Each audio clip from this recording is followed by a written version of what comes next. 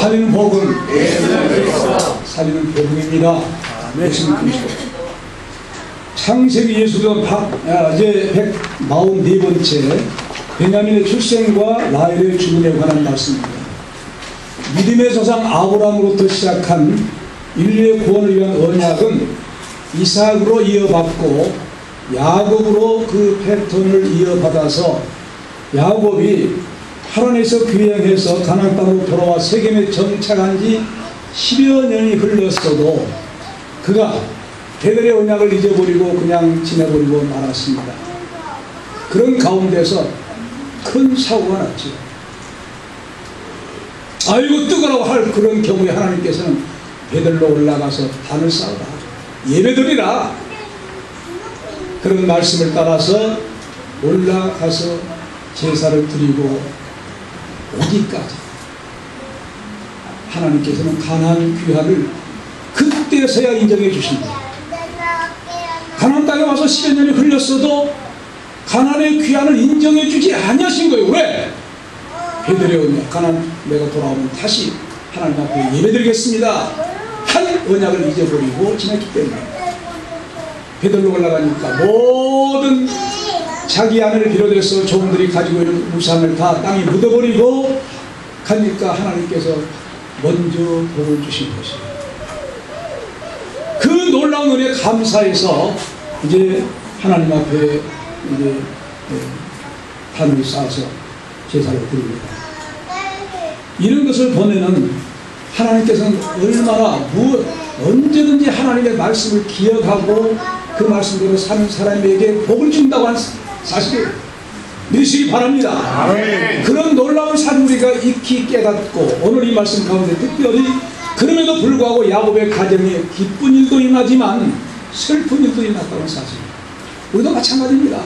예수 믿는다고 해서 다 형통한 거 아니에요. 형통하다고만 믿으면 나중에 시험 당할 때 어떻게 해요? 여러 가지가 있어요. 우리가 그런 한쪽만 봐서는 안 돼요. 왜? 복음이 그래요. 복음이 십자가와 부활이 복음 아니에요. 십자가가 뭐예요? 고난이에요. 부활은 뭐예요? 영광이에요.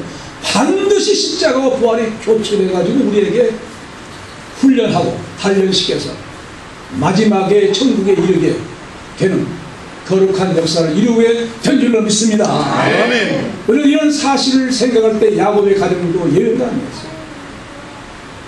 기쁜 일도 있고 슬픈 일도 그에게 달아요. 그래서 야곱의 가는 길은 다사다난한 그 얘기를 이제 가까운 사실 단적으로 보여준 오늘 본문이 이제 그런 내용입니다. 하나님께서 인류가 번창하라고 한 사실 하나님의 명령이었습니다. 하나님이 인간을 창조하시고 이제 창세기 1장 27절 28절에 하나님 형상으로 창조하시고 그 다음 28절은 오복을 주십니다. 생육하라, 번창하라, 땅에 충만하라, 그리고 이제 땅을 정복하라, 모든 생물을 다스리라, 이 오복을 주신 거예요. 이 생육하라는 말은 결실을 맺으라. 어떤 결실? 자손의 결실이에요. 그 자손들이 많아질 것 하나님이 원하신 거예요. 이것이 바로 우리에게 명령으로 주신, 아담에게 주신 축복이었습니다. 그래서 하나님께서 이와 같이 하나님의 놀라운 그런 가운데 이제 인간들이 많이 퍼진다 한들 범죄하는 사람 무슨 소용이 있겠어요? 하나님의 백성들에게 떠나가잖아요. 특별히 하나님께서 아브라함을 불러서 믿음의 조상을 삼으십니다. 믿음의 조상, 그리고 이삭 언약을 통해서 야곱에게 이루어지는 그 언약을 통해 하나님의 백성들로 번성하고 충만해지기를 원하십니다. 그래서 하나님의 백성들이 하늘의 별과 별처럼 많아질 것을 하나님께서 그렇게도 원하신 것이 하나님께서 말씀을 통해 우리에게 복 주신 복인 줄로 믿습니다. 아멘. 그러므로 우리는 번성해야 돼요. 그래서 특별히 야곱에게 이 놀라운 언약이 이어졌다는 사실이, 야곱을 만나서 하나님 뭐라고 하시느냐, 내 자손이 땅에 티끌같이 되어서 동서남북에 편만할지며 땅의 모든 족속이 너와 내 자손이라의 복을 받으리라. 이 말씀은요, 창세기 28장 14절인 말씀인데 이미 아브라함에게 12장 3절에서 언약한 말씀입니다. 그리고 18장 18절 그리고 22장에서 아브라함과 이삭에게 언약하신 말씀, 그 언약을 똑같이 야곱에게 또 거듭 말씀하신 것입니다. 무슨 뜻일까요? 언약이 아브라함과 이삭과 야곱에게 계승하고 있다. 여러분, 우리는 하나님의 못 놀라운 그 믿는 신앙이 우리 당대로 끝나서는 안 돼요. 우리 자손들에게 주님 오실 때까지 계승될 수 있기를 바랍니다. 아멘. 그런 의미에서 우리는 믿음의 조상이 될 때 정말 우러러볼 수 있는 자손들이 우러러보는 그런 조상이 될 수가 있죠. 그 말씀으로는 이제 약속을 하나님께서 베델에서 언약을 하신 거예요. 그런데 베델에서 오늘 이 하나까지 야곱의 자녀들은 11명의 아들들과 1명의 외동딸 디나가 이제 출생하게 됩니다. 그 베델에서 얼마 기간 동안 거주하다가 에브라스로 이사해요. 에브라스는 베들레헴에 간 것입니다. 그 이사를 해요. 그곳에서 어떤 일이 일어납니까? 라헬이 이사가는 도중에 출산한 거예요. 그게 막내 베냐민인데 이제 베냐민이 출생을 합니다. 요셉을 낳은 지 16년 만에 낳게 됩니다. 그러니까 무슨 산이에요? 초산, 중산, 노산. 노산이죠. 베냐민의 출생입니다. 16절과 18절 같이 읽읍시다. 시작. 그들이 베델에서 가행하여 에브라스에 있다가 얼마 길을 객하는 곳에서 나를 임산하여 심히 심부하여 그가 난산할 즈음에 상파가 보이는데 두려워 말라. 지금 그대가 또 등남하는가 하며 그가 죽게 임하여 고원이 떠나려 할 때 아들의 이름은 베노니라 불렀으나 그 아비가 그를 베냐민이라 불렀다. 이 원문을 제가 다시 번역하면 그들이 베델에서 떠나 에브라까지 간 그 길에 조금 못 미쳐서 라헬이 해산의 고통을 겪으며 산고로 진통하더니 그가 난산할 즈음에 산파가 그에게 말하기를 두려워 마세요. 왜냐하면 그대가 또 등남한 것입니다. 그녀의 혼이 떠나려 하고 있었고 그녀가 죽어가고 있기 때문에 그 아이의 이름은 베노니라 불렀으나 그의 아비가 그를 베냐민이라 불렀습니다. 그런 말씀입니다. 이 말씀에서 한동안 베델에서 거주하고 있었는데 그 거주지를 에브라시라고 한 겁니다. 에브라스는 이제 베들레헴의 옛날 이름인데 바로 그 말은 하라라고 하는 말에서 유래된 것인데 열매를 맺다, 번창하다는 말에서 에브라시 나왔고 그게 베들레헴이에요. 무슨 말이냐면 목초지가 좋고 물이 있어서 모든 동식물과 사람들이 살기에 적합한 곳이었다는 거예요. 그게 바로 베들레헴. 그래서 에브라 그런 뜻에서 에브라시가 나왔고 나중에 그렇게 되어서 나중에 뭘로 바꾸집니까? 베들레헴. 베들레헴 뜻이 뭐라고요? 떡집. 그 떡집에서 누가 탄생하였어요? 예수 그리스도. 어디에서 또 탄생하였습니까? 구유가 뭐예요? 밥그릇. 밥그릇 안에 누가 누우신 거예요? 생명의 밥이 생명의 양식 되신 그분이 누우신 거예요. 할렐루야. 난 참 놀라워요. 그러니까 성경 한 말씀 한 말씀이 정말로 기기명예해요. 어떻게 구유에 누웠냐는 말이에요. 예수님이 내가 생명의 양식이기 때문에 양식이 어디 있어야 돼? 밥그릇이 있어야 되지 않겠냐? 그래서 구유에 누우신 줄로 믿습니다. 그런 곳이 바로 베들레헴. 그 베들레헴에 가는 도중에 이제 낳게 됐다고 하는 그런 사실을 봅니다. 그런데 이제 바로 야곱의 가정에 지금까지 11아들이 태어났으니까 베냐민이 태어나니까 뭐라고 몇째가 되겠습니까? 12번째가 태어납니다. 그래서 바로 산고를 많이 겪기 때문에 그런 가운데서도 지금 아이가 출생하는데 지금 그대가 등남하고 있습니다. 그 노산이에요. 아주 진통을 겪은 거예요. 여러분 해산의 수고는 여자들이 더 잘 알죠. 네. 그런데 바로 요셉을 몇 년 전에 낳았다고요? 16년 전에. 16년 전에 낳고 이제 하니까 얼마나 나이가 많아서 낳겠냐고 말이에요. 근데 요셉을 낳을 때 요셉의 이제 뜻이 무엇인 줄 아세요? 여호와께서 다시 다른 아들을 내게 더하시기 원하노라. 그렇게 기원했어요. 그래서 요셉 더해 하나님 더 주세요. 간단히 하나님 더 주세요. 요셉 그렇게 말해요. 그 말씀이 이루어진 거예요. 누가 나온 거예요? 베냐민. 소원대로 기도한 대로 이루어진 거예요. 반드시 기도해서 응답받는 성도들 되시기 바랍니다. 제가 구례중학교에 있을 때 권사님 집에 신방을 가니까 자녀 딸이 5이란 거예요. 그러면 아들 낳기를 기도했습니까? 그러니까 안 했대요. 그저 주신 거 감사하게 받았다고. 감사합니다. 이제부터 기도하세요. 아들 달라고. 아니, 딸을 주신 하나님께서 아들을 주시지 않겠냐. 그런데 그 신방 가서 그 축복 기도한 다음에 아들 난 줄로 믿습니다. 그 기도했대요. 아들은 이제 아들 달라고 해요. 아들이 나온 거예요. 소원이 이루어지고 만 거예요. 자, 그런데 나일이 자기가 노산을 해서 산고를 겪으면서 지금 죽어가고 있는 상태에 아들이 나온 거예요. 아들 낳자마자 뭐라 합니까?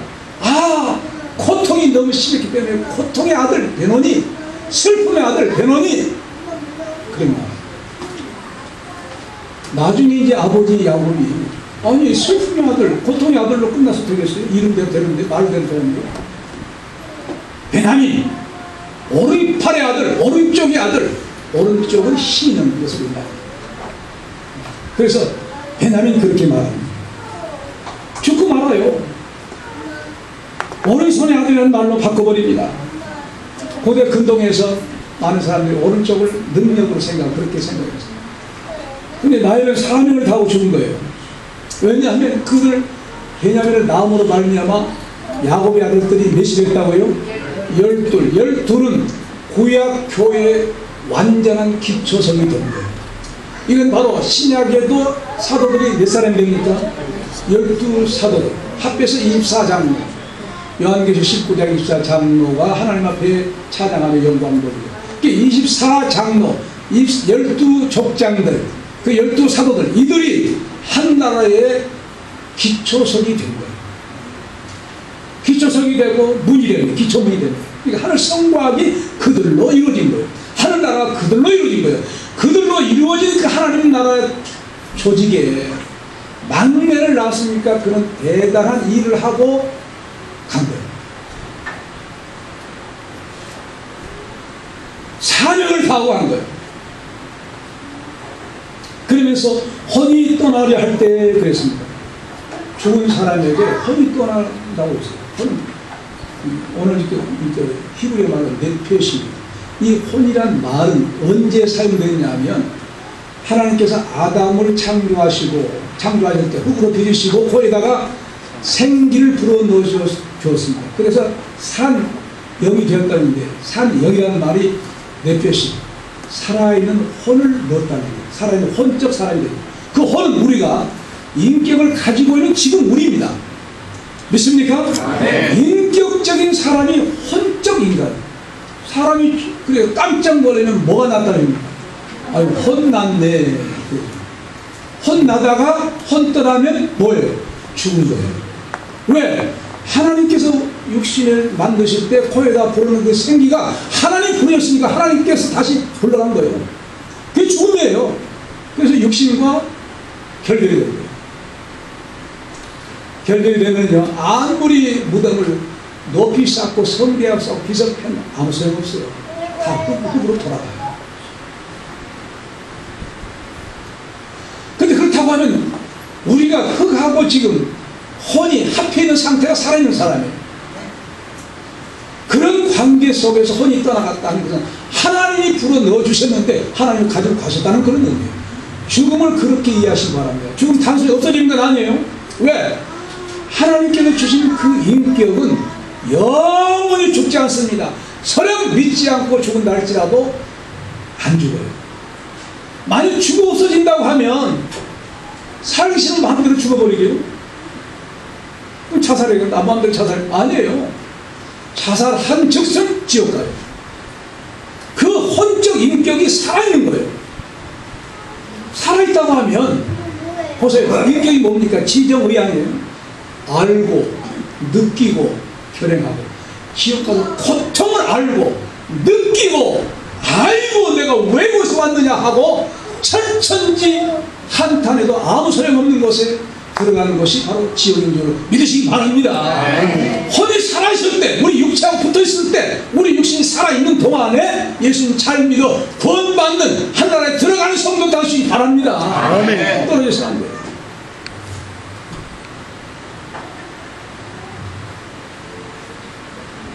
그래서 우리 기독교는 하나님을 믿는 사람은 날마다 왜 회개한 삶이 되기 때문에 회개한 삶을 살지 아니하면 믿는 사람도 지옥 갑니다.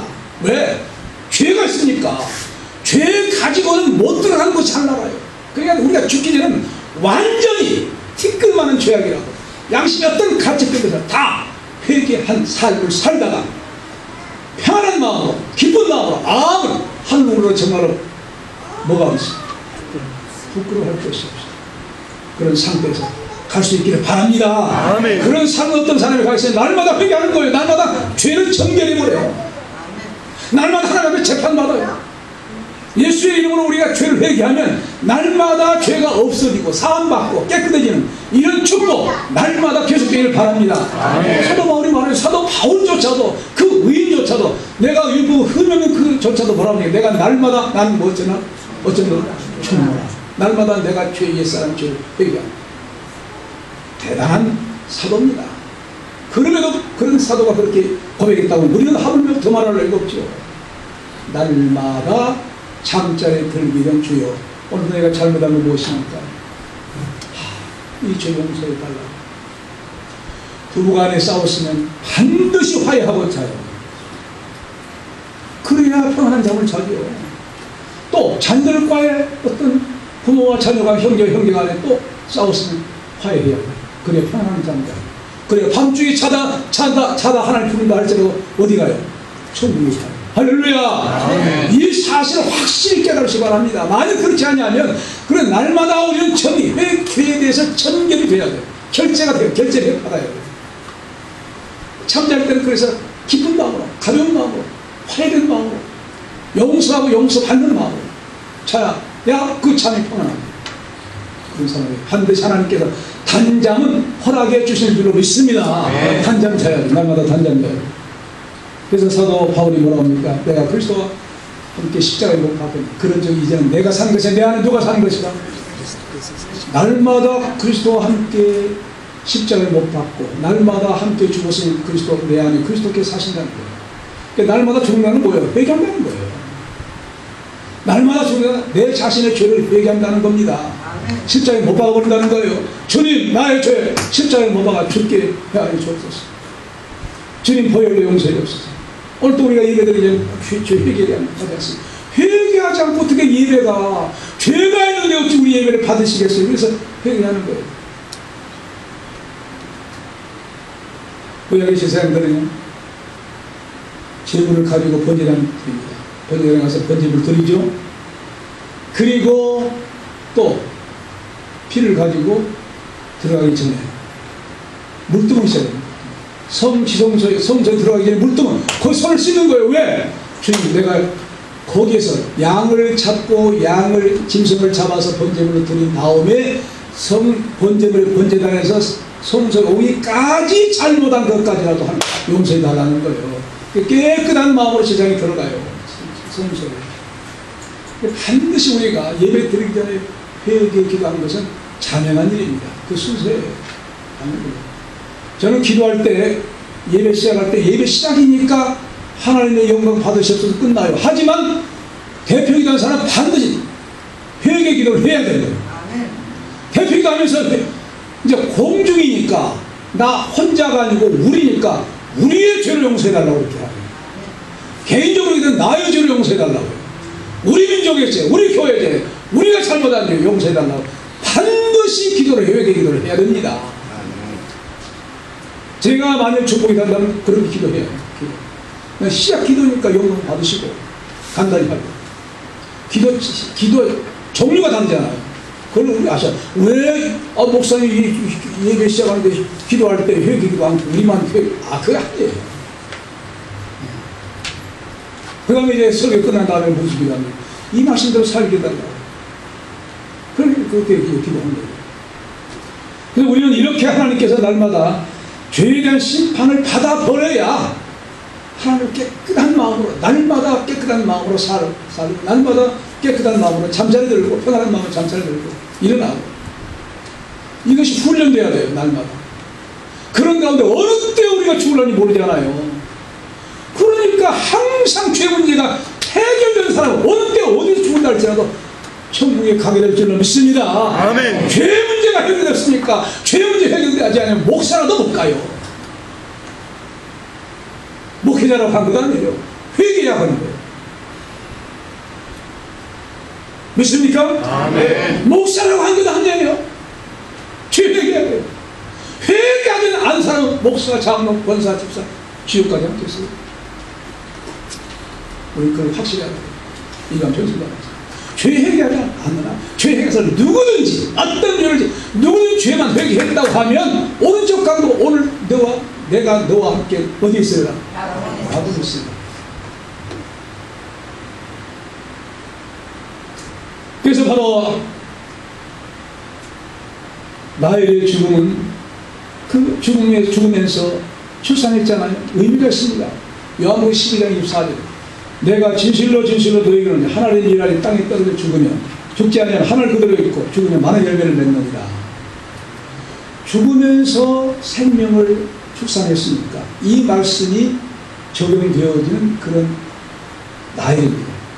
바로 그와 같이 예수님께서는 예수님의 놀라운 구속사역은 자기가 십자가에 대속의 죽으심으로 많은 영혼들이 그의 부활로 인해서 영혼들이 구원받는 놀라운 역사를 지금도 이루시고 있는데 그 역사를 나일의 죽음과 출생을 통해서 우리에게 예표해 주고 있는 복된 삶인 줄로 믿습니다. 네. 그래서 사도 바울은 또 로마서 5장 18절에 그런즉 한 범죄로 많은 사람이 정죄하는 것 같이 의의 한 행동으로 말미암아 많은 사람이 의롭다 하심을 받아 생명이 이르느니라. 이 말씀을 성취했는데 이 말씀에 대한 예표적인 삶이 라헬의 출생과 중요한 사실입니다.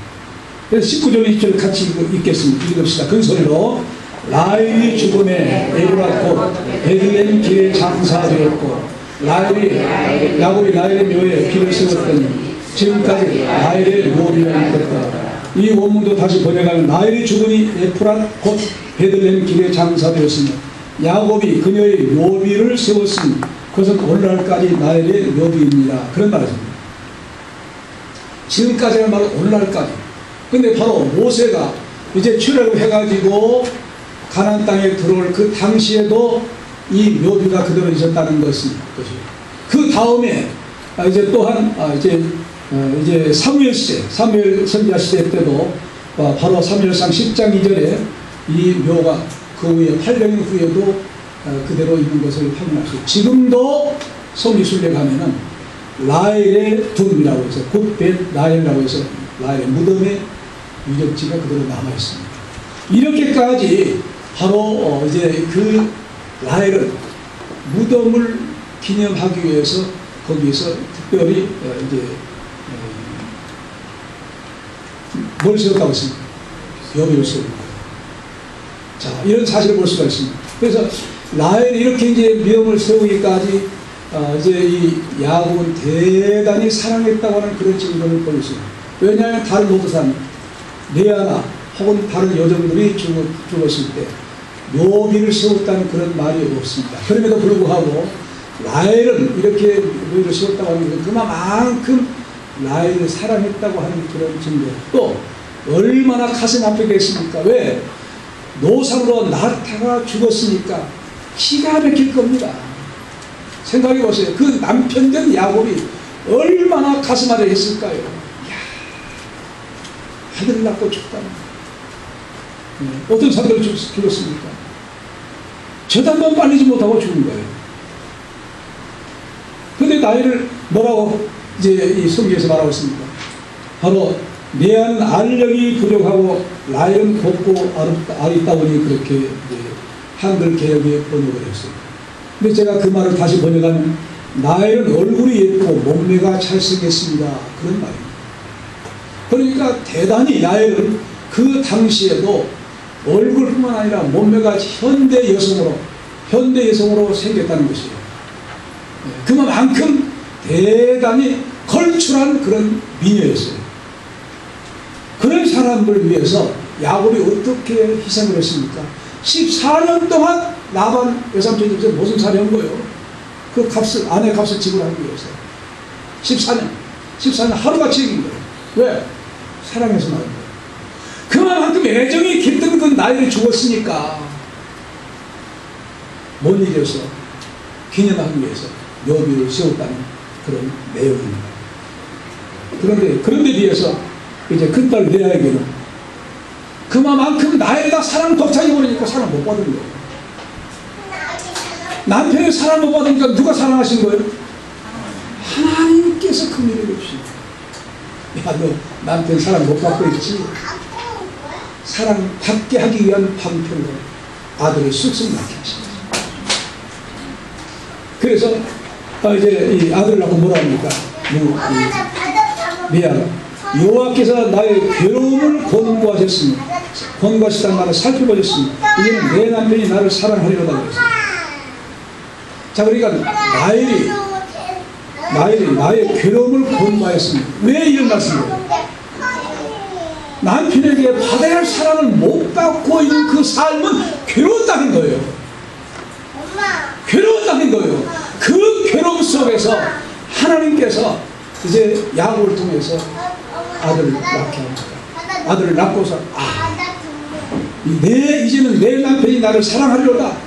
얼마나 사랑의 갈급증을 냈으면 이제부터 남편이 아들 때문에 나를 사랑하겠구나 하고 그렇게 사랑의 고백, 탄식에서 이제 기쁨의 고백으로 나오는 거예요. 그런 고백을 한 거예요. 그만큼 라헬은 사랑을 받았고 레아는 뭘 못 받았다는 거예요? 남편의 사랑을 못 받았다는 거예요. 그러니까 괴로움을 당한 거예요. 누구 때문에? 라헬 때문에. 라헬이 너무 툭출하기 때문에 라헬은 미쳐져. 그 첫사랑 아닙니까? 야곱은 괴로웠다는 거예요. 아들 낳고서 이제부터는 나의 남편이 나를 사랑하겠다. 그런 말을 합니다. 그러면서 이제 라헬의 시녀 빌하가 아들을 둘 낳고 라헬이 6을 낳고 또 레아의 시녀 아들 둘을 낳고 라헬의 그 시녀 빌하가 아들 둘 낳고 10명이 채워진 거예요. 10명이 채워지기까지 라헬은 아들을 못 낳은 거예요. 남편의 사랑을 많이 받았던 걸 아들을 갖지 못하니까 그 역시 사랑을 받는 가운데서도 괴로워요. 하나님 공평하신 하나님, 남편의 사랑을 받느냐? 너 좀 아들 천천히 낳아. 아들 낳기 위해서 무슨 일까지 하니까 여러 가지 일을 해요. 나중에 말씀드릴게요. 그래서 요셉을 낳고서 돌아오는 하나님이 나의 부끄러움을 씻었다고 그 이름을 요셉이라 하니 여호와는 다시 다른 아들을 내게 더 주시기를 원하노라. 아들을 낳고서 더 달라는 거예요. 그게 요셉이라는 거예요. 더 주십시오. 요셉을. 나의 부끄러움을 씻었다는 거예요. 그러니까 아들 낳기까지 무슨 생활을 했다는 거예요? 사랑을 받았어도 부끄러웠다는 거예요. 아이고 지금까지 들인 녀석 아들도 못 낳아 하고 그런 비웃음의 대상이 자기 스스로가 되었다는 거예요. 근데 아들 요셉을 딱 낳고서는 얼마나 아들을 소원했습니까? 뭐라고요? 더 주십시오 한 말이 요셉. 하나님 더 주세요. 낳자마자 더 주세요. 이게 요셉입니다. 얼마나 그가 자녀 낳기를 원했으면 그렇게 이름을 붙인 만큼 그렇게 했겠느냐 그런 말입니다. 자, 그렇다고 하면 왜 라헬에게 이런 질문을 던질 수가 있을까요? 인간의 생사함을 주장하시는 분이 하나님이신데 바로 왜 하나님께서 요셉을 낳고 16년 만에 노사로 죽음의 일까지 그렇게 섭리하셨을까? 그 해답은 욕심 때문입니다. 욕심이 무서운 겁니다. 그는 자녀에 대한 출산에 대한 욕심을 가지고 있었어요. 왜? 지금 언니들이나 시녀들이 10채까지 낳는데 자기는 아들을 하나도 못 낳고 있으니까 오직 욕심이 뭐예요? 소망이에요. 욕심. 아들. 그랬어요. 그래서 그냥 가만히 있는 거 아니에요. 레아의 언니 큰아들 루벤이 들어가서 합 한 채를 가지고 갔다 오니까 합 한 채 나한테 팔라고. 합 한 채가 요즘 말하는 정력제입니다. 자기가 먹고 아들 낳고 싶어서 합 한 채 나에게 팔아주세요. 그게 가져온 거예요. 그럼에도 불구하고 그 다음에 합 한 채를 양보한 레아는 아들을 또 툭툭 낳아요. 합 한 채를 가지고 왔으니까 복용했을 것 아니에요? 합 한 채를 정력제를 먹었어도 아들이 안 생긴 거예요. 그 무슨 뜻입니까? 야, 아들 낳고 안 낳고 하는 게 합 한 채는 것 아니다. 인간의 생사화복을 주장하신 하나님께 있다. 할렐루야. 네. 소용없게 만든 거예요. 소용없게 만든 거예요. 하나님이 태를 열어주셔야지. 하나님 태를 열어주셔야지 아이를 낳는 것이. 왜? 하나님 본래 축복하신 사람을 만드신 분이 하나님이십니까? 축복하신 분의 축복 받아야 되는 것이 거기서 아무 소용없는 거예요. 그 진리를 우리에게 가르쳐줘요. 인간의 생각대로 낳기 원한다. 안 돼. 하나님 허락해 주셔야 돼. 그러니까 혹시 자녀가 안 생길 때는 자손들에게 뭐 해야 돼? 하나님 앞에 간구하면 허락해 줄 줄로 믿습니다. 네. 그래서 또 그 다음에 나에는 어떤 욕심이 있었느냐? 세겜에서 우상을 다 버리는 그 시점까지 나에는 아버지의 드라마 우상을 가지고 있었던 거예요. 그 이유가 부적에 속한 겁니다. 하나님도 믿고 또 이것도 좀 의지하고 괜찮고 하나님도 섬기면서 정을 따르면 또 관상도 보고 점쟁이도 찾아가고 하나님 믿긴 하면서도 조금 부족한가 싶은 거 점쟁이 보고 점치고 요 따위 이런 것을 가지고 또 그뿐만이 아니에요. 그거 가지고 있으면 아버지의 상속권을 분할할 때 상속권의 우선권이 있는 거예요. 아버지의 그 애지중지하는 드라움이 있으니까 가진 사람의 상속권에 일차적인 권리가 있는 거예요. 그래서 그건 무슨 뜻이에요? 아버지가 재산을 분할할 때 내가 상속을 많이 받아야지. 무엇에 대한 욕심? 물질 욕심. 물질 욕심. 그거 가지고 있었어도 가나안 땅에 들어왔습니까? 아무 소용 없어요. 그 다음에 묻었어요. 세계에서. 우상 내려가지고 그때 내려가지고 그런 다음에야 야곱이 베들로 올라가서 복을 받았습니다. 뭘 말합니까? 야, 축복받는 것이 우상을 섬기고 우상을 아버지의 우상을 받는 것이 드라마를 가지고 있는 것에 있지 않다. 하나님이 있게도 하시고 없게도 하신 줄로 믿습니다. 네. 그걸 보여준 거예요. 아무 소용없다. 드라마 아무 소용없네. 보여준 거예요. 없었어요. 아무 소용이 없었어요. 그럼에도 불구하고 막내 아들을 낳아서 죽어가면서 낳습니까? 슬픈 아들, 고통의 아들. 하나, 이제 야곱은 베냐민, 오른팔, 오른쪽, 하나님의 권세의 아들, 행복의 아들, 복된 아들, 이름을 바꿔버립니다. 그런데 낳고 죽었으니까 뭘 이룬 거예요? 죽어가면서 생명을 출생함으로 말미암아 이스라엘 12자녀 가운데 한 자녀로 채워지게 된 거예요. 그 12자녀가 어떤 자녀입니까? 아브라함과 이삭과 야곱에 이어져서 아들들로 이어지는 구원의 역사를 이어가는 복된 아들로 채워지게 되는 그런 역사를 이루게 된 줄로 믿습니다. 네. 죽어가면서 하나님 나라의 놀라운 구속의 역사를 이루어나가는 자손들로 자손을 채워지는 자손으로 딱 채워지는 열두를 하나님께서 원하신 그 열두를 채워지는 그런 역사를 이루었으니까 구원의 역사에 큰 일을 감당하고 죽었어요. 그것 역시 무엇 때문에? 하나님의 긍휼입니다. 하나님의 긍휼이에요. 하나님의 긍휼 위에는 다른 것을 설명할 필요 없는 거예요. 왜? 우상도 가졌지, 아이를 갖기 위해서 합한제도 가졌지, 폐지도 다 한 거예요. 그러니까 하나님께서 못 봐주신 거예요.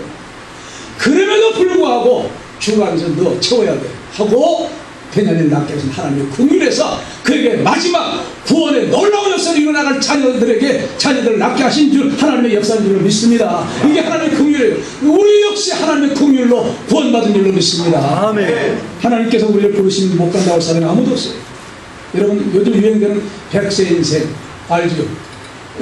못 간다고 전해라. 이해라는 노래. 이 사람 그 노래 때문에 이 사람 갑자기 부자가 되고 그래요. 60세에 저 세상에서 날 데려오거든. 아직은 젊어서 못 간다고 전해라. 70세에 저 세상에서 날 데려오거든. 할 일이 아직 남아 못 간다고 전해라. 80세에 저 세상에서 나를 데려오거든. 아직은 쓸만해서 못 간다고 전해라. 쓸만한 거예요. 이제 80세입니다.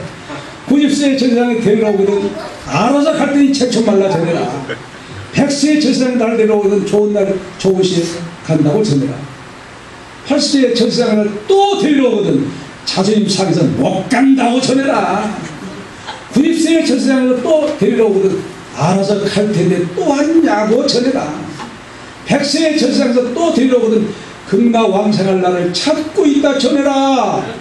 150세에 저 세상에서 또 데려오거든. 낭님이 극락세계에 와 있다고 전해라. 알리라 나라려 우리 모두 건강하게 살아요. 이 유행가는요 건강하게 살자는 해학적인 유행가일 뿐입니다. 왜?